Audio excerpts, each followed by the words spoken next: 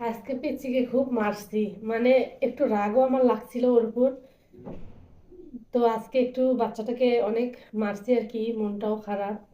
তো এই যে কাপড়গুলো বাথরুমে রেখে গেছে, তো ভাবলাম যে নিয়ে এসে একটু রেখে দিই। এখন দেখতেছি ওর ট্রাউজার একটু ভারী ভারী, তো ভাবলাম দেখি তো ট্রাউজারের ভিতর কি কিছু একটা মনে হয় আছে।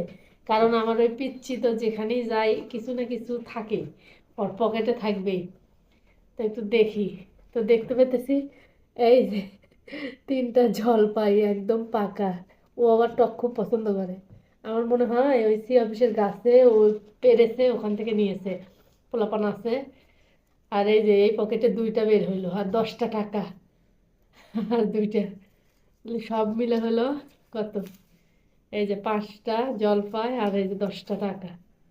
তো বাচ্চাটার জন্য আসলে খুবই মন খারাপ আর কি। ওকে